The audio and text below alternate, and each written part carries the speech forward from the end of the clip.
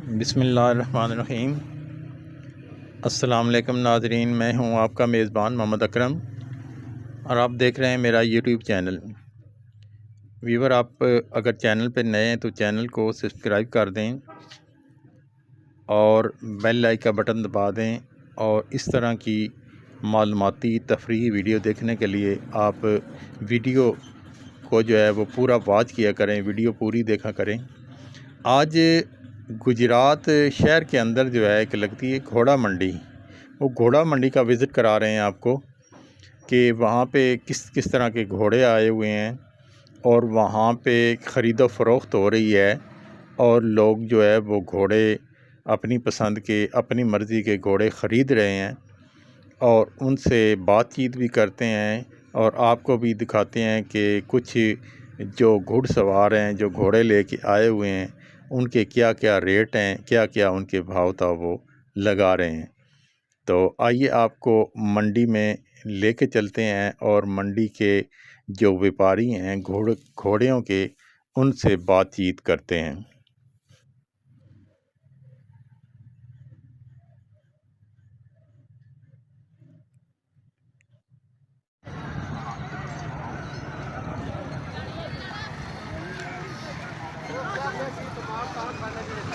तो कितने पैसे लगा घोड़े के?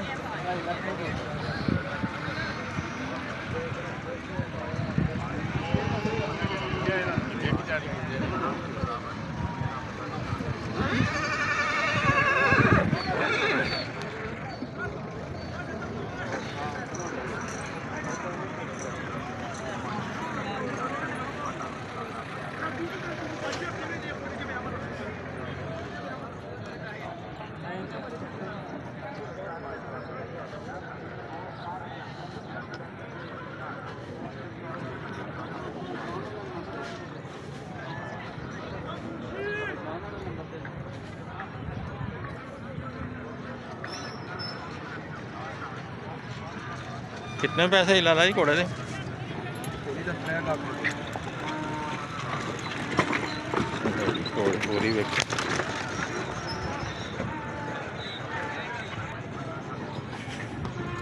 कितने पैसे ला घोड़े के?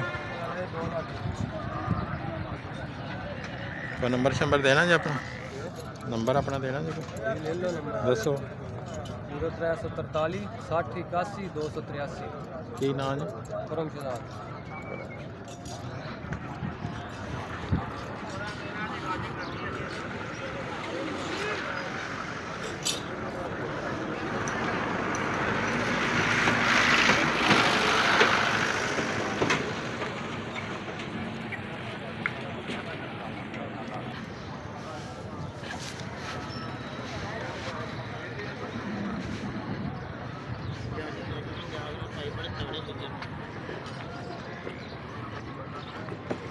और कितने पैसे ला जी घोड़े?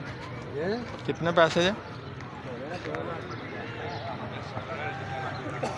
2,80,000। 2,80,000।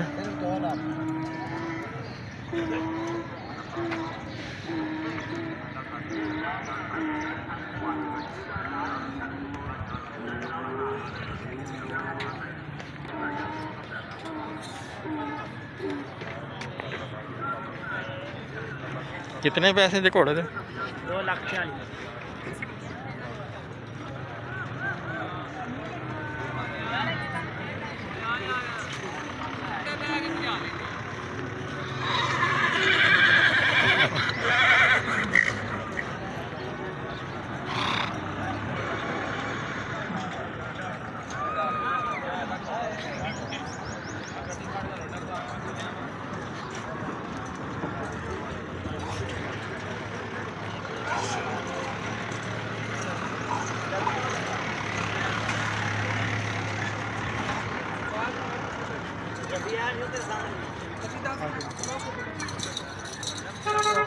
Nerede baba Talvi Hakiha?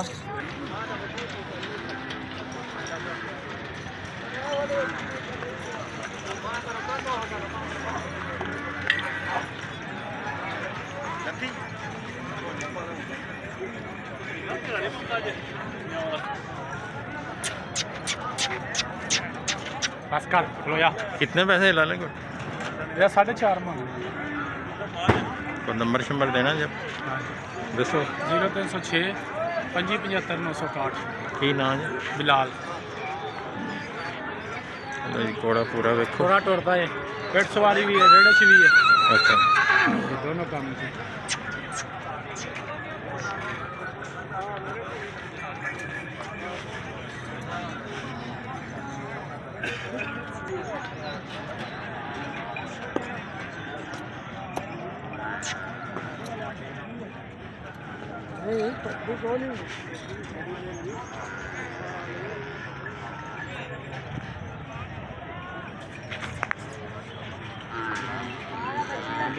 ਇਹਦੇ ਨਾਲ ਦੀ ਦਾ ਕੰਮ